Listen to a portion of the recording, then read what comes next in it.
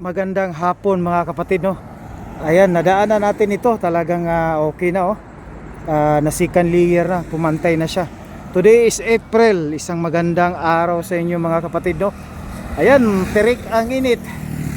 So, update natin ito. Itong Rojas Rotonda Espalto sa road dito, no. Ayan, nakita natin itong mga manhole.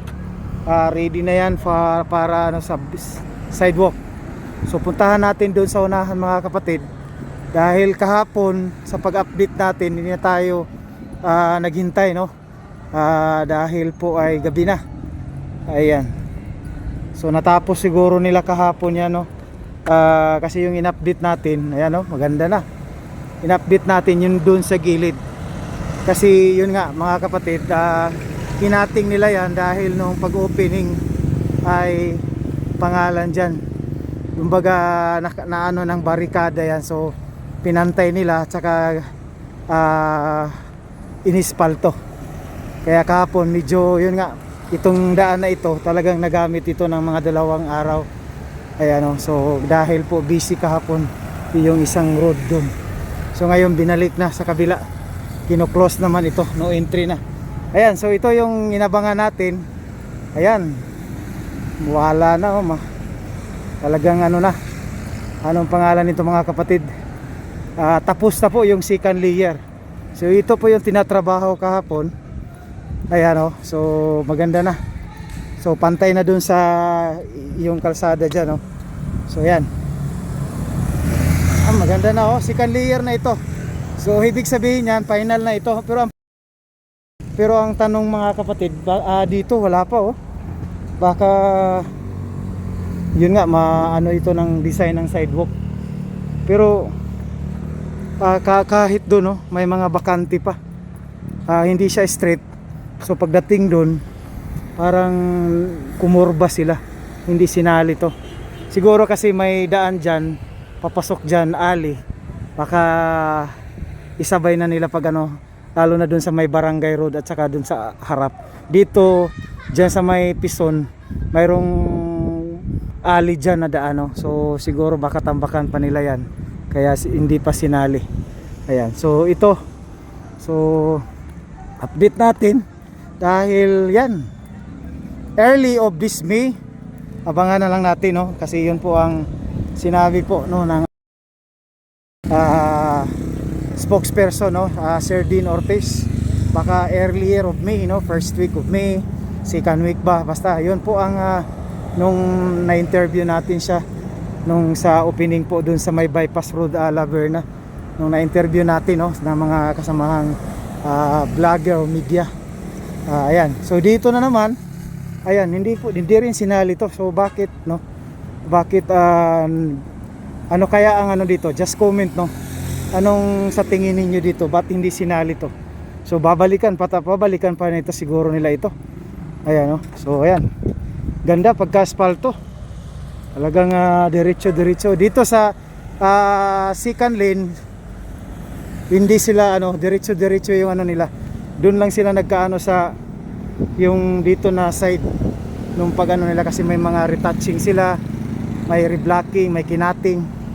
So ngayon talagang ito wala, diretso talagang kumbaga espiso kayo, no. So diretso, wala silang mga ito may nag-ano dito, yan, ito pala, kumbaga mayroong nag-ano dito, nagbibiyak. So i-retouch nila yan. So yun lang so far yung nakita natin doon. Pero talagang after dito i-divide na ito, no, ng 2 lane. So 2 lane, i-ano na nila ito for 2 lanes, termo yung pintura. Ayan. So baka sa Lunes, no, may ano pa sila dito, trabaho pa. So yun nga, baka balikan pa yon. Kasi kumbaga sa Bisaya, pakabhang, dili siya street, pakabhang, kaya napay wala na, mayroon pang wala pa na espalto. So ayan, no, kita natin, no. Ayan, pumantay na rin dito sa highway. Ayan, ganda na siya tingnan, no. So itong Baywalk mga kapatid, ayan, nasa hintayin natin yung 2 months dito, May at saka June. Ayan, makikita na natin yung improvement dyan, yung sidewalk, yung forma clear na yung sa 2 buwan. Okay, so yan, hanggang dito, hanggang sa sunod muli. So yan ay may pedestrian, no? Hanggang dito na lang tayo mga kapatid.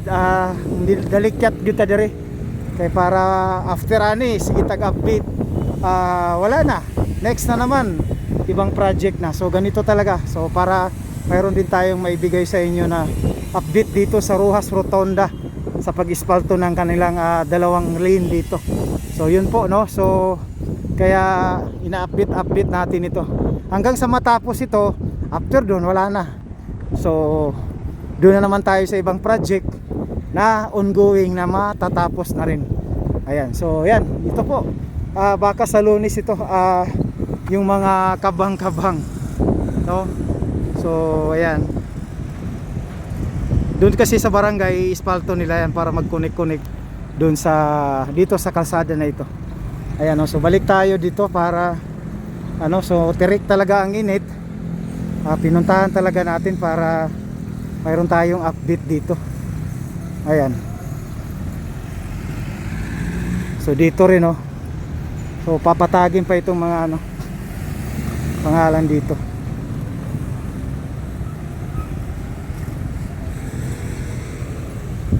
So one day pag natapos ito, yung in out, yung in papapsok ng Coastal Road talagang hindi na siya busy. Yung palabas naman doon sa kabila, yun naman din yung palabas galing Coastal Road. Yung papasok dito na, no, pag ma-open na ito. So abangan na lang natin yung opening dito by first week earlier of May. Okay, so yan, sa mga bago dyan, don't forget to subscribe, like and share, no, sa ating YouTube channel, no, para at din paki-notify yung bell, no, para updated ka, no, pag nag-upload tayo automatic, no, mag-notify sa cellphone nyo. Okay, so maraming salamat. God bless you all as you watch, and happy Sunday. Bye bye.